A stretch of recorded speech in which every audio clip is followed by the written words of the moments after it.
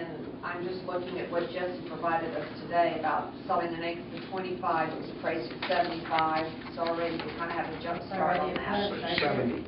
Right. Install the water lines at approximate cost of $6,500.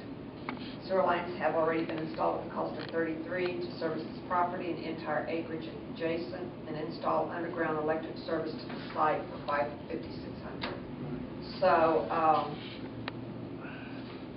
it just seems like we've done.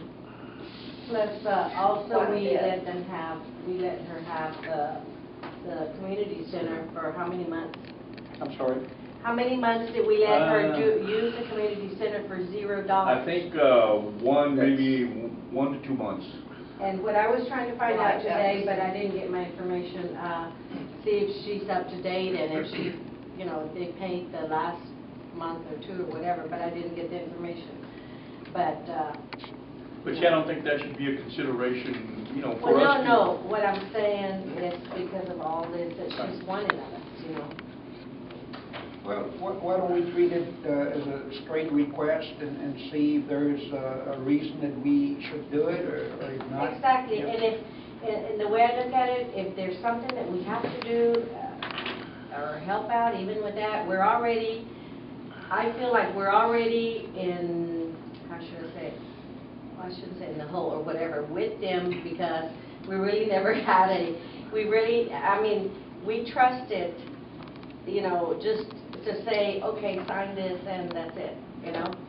And so I think we've all learned, I think Mr. Pettis has learned from this, but at this point, we just need to do something and get it over with. And if we have to do anything. But we can't just give them the money. No, I'm not saying give them the money. We would have to get bids or get, you know, the city to do it and pay the city. I don't know. Yeah, that we have to pay the city. The city. I don't know what Mr. Ortiz, what is it? Mr. Johnson? Yes, ma'am. Is there, you want to ask him, okay, you have the right words for it, as far as the spaces. City ordinance pertaining parking lots.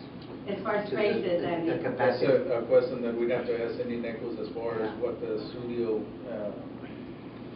What they should have. should have. Yeah. It's something that I can't answer comfortably without her being here, because she's the one that worked it out. Okay. But is there such a thing as having a required number of spaces depending on the business or the size? I believe so, yes. I think there was. Yeah, but aside from that, if I may. Go ahead. Well, wait, hold on. Mr. Ortiz had Well, I wanted to say that if we're going to do this for one business, that would be, you know, we should treat the other businesses alike. And it's going to put a burden on the FEDC, and we would have a lot of businesses here knocking on our door asking for help. You mean new businesses that are coming in, or that will come in eventually, one of these years? No, they're coming in. Or existing ones too. You were going to make a point. Go ahead, Jesse. Go ahead, Jesse. I remember. No, the point is that regardless of what the ordinance says, Yeah. how many parking spaces are required or not Correct. required, it's not a requirement that we have placed on it. Correct. And it's not something that we said, if you build this building, we'll build the parking lot to accommodate X spaces. And I agree with what Mr. Ortiz has said. I believe we set a bad precedent, you know, because we've got a lot of other businesses in the city that probably could use some additional parking spaces, could use us or anybody else to help them pay for a parking lot. So, you know, I just think we set a bad precedent, and I believe we have done to support this particular enterprise, we would do to support any other enterprise within the city that we sign up to as a project for the FEDC.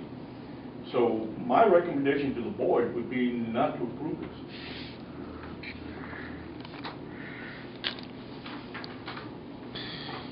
You ever make a motion if y'all want to discuss it more? Do you have any questions or any objections to anything of this? Go ahead. Make a motion that we deny the Carsons for 8,500 for this Studio C parking lot. I second the motion. All in favor? Aye. What is our Then liability? The city can shut us down, or the city can repossess our car or something, I don't know. I really can't answer that because I don't know, I haven't thought that. And I don't know that we ever have to answer that as long as we have good projections and good feeling for what's going to happen. Everything that we do is based on projections. I don't know that we could ever endeavor to do anything if we have to have a guarantee that it's never going to come to a point where we can't face something, or what do we do if we can't?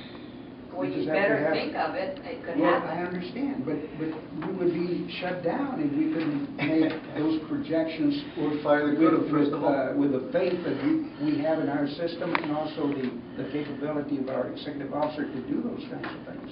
And again, we can only go by past experience and how we've been managing up to now. And you're assuming he's gonna be with us 20 years, Well, with good guidance. Yeah, that's gonna be doubtful. Well, I mean, we're talking as if, you know, we have good leadership, and you're Right. saying, you know, this is Well, gonna happen, I'm just but saying, I may we not could be gone here, next year. you know, that long, but what I do believe is that the foundations that we're setting right now, all the good work that we've done up to now, what we expect to do in the next few years, will put us in good stead for the future. For the future. And I think we're making the right decisions. I believe the projects that we're working with right now in terms of more retail for the city, and as the city grows and more people come into the city, I believe we're in a good position to do it. I can't give you a guarantee, but nobody can. And I think that's part of the Go ahead. leadership requirement that the board has. You're the ones that have to make the decision. I execute the decision for you. Go ahead, Mr. Let me Smith. make a statement or a comment that I've been with the city council in the 4A and the 4B, and I've known the colonel. As a matter of fact, I was in the city council when the council hired him, and it's been positive since day one to now. So, and for us to see that it'll go down and in the drain, I mean, you know, I don't see that. What I see is prosperity in Floresville. That is what I see, and the community. I mean, you know, yeah, we can say if and that, but the past has proven that he has done a good job, and as long as he's here, this board has always been in the black. It has never had any problems financially. That's what I can say about this board. The city has approved the amount and the plans and everything to go forward, is that? I don't know. Mr. Jocelyn's here. You might be able to answer that. No, we are in the beginning phases of the project. We are scheduled to, with the council's approval, hire a consultant to meet with the local sports leagues and come up with a plan to fall within the funding source of the max of the $2.3 million. So that's where we're at. Once we establish the partnerships on the funding of the bonds, if the project moves forward, then we'll move accordingly within a certain amount of time. Go ahead, Mr. Smith. I think that Jesse said it before. What the board needs to decide, first of all, is there a need for this? I believe there is. In fact, I don't believe that you can talk to anybody that has any experience with the situation that we have or don't have that doesn't tell you that. And in fact, some of them would say we have a dire need to do something. Has the time come? I believe so. So I think there is a need. I think the time is now to do something.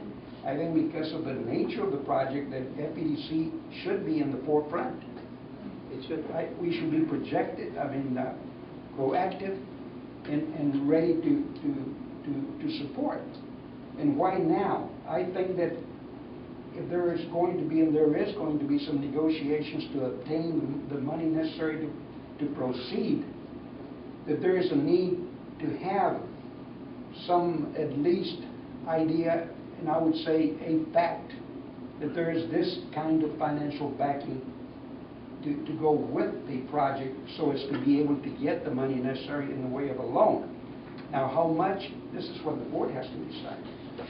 And I think, I walked away from the last meeting, as you indicated, that we had a consensus that 100,000 would be something that would be helpful to the project, and that something, as you indicated, that we could afford to do based on projections and what we know. Now, having said that, there is a councilman that says that all the time. Having said that, we have to set a limit, and I think that has to be an absolute limit, because as indicated, we have recurring firm debts that we have to pay that don't go away. For one thing, the debt service. Right now it's 188. Hopefully we do something with the industrial park, it may be less. We have the personnel costs. These are recurring, we can't get away from. We have the marketing and promotion right now about 42. I think you'll cover that later. Administration 19,000. And if we had 100,000, that leaves about maybe 150 kind of free for us to do what we think we're going to be doing. Some meetings ago, Councilwoman Castillo indicated that we would have projects coming down the pike, and we know that to be a fact.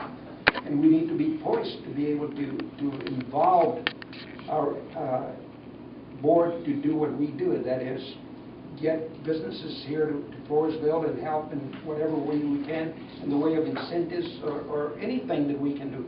So we need to support this project, but we have to set a limit as to how much now and forever, because we can't afford not to be an FEDC or at EDC. And so I think that the time has come. I think we should be in the forefront. We should set an amount now so they can work with that amount. It's a given financial backing. Now the amount, I thought we walked away the last time pretty much agreeing that 100,000 was affordable and was proper. Now is that With, go ahead. let's say so, with the projected sales tax, that's a good boost there. That's about 100,000. Right. Yeah. Well, I was using the projected. Right. And I believe we can go to 125 maximum. 125. 125. This is my personal concern. I think we're committing to something that hasn't been totally worked out. I know the projections seemingly look good. I'm hoping they are. It's hard to believe they wouldn't, but you know, in 10 years the oil boom could be out. I mean, that we're all guesstimating on several different fronts. I'm speaking to from input I've gotten from general public. There's a sense of loss of confidence because of the Civic Center, and I think it's not a matter of, oh, I think there's not a need. I think there's a need. I'd like to see help for the youth. I'd like to see us, you know, be able to have a lot of the facilities that we talk about in this as well. But just from public input, there's still a concern from what the last project was and being able to fund it. And I think, I mentioned last time, if they can see that that's being taken care of and paid for and we're being successful at it, I think that there's a little more comfort in agreeing, you know, let's go forward with this. That's just things I've kind of heard, but I am concerned about committing to something for that length of time, to that degree, with a lot of ifs in there. So, you know, that's, again, that's just me and what I bring to the table from what I've heard outside of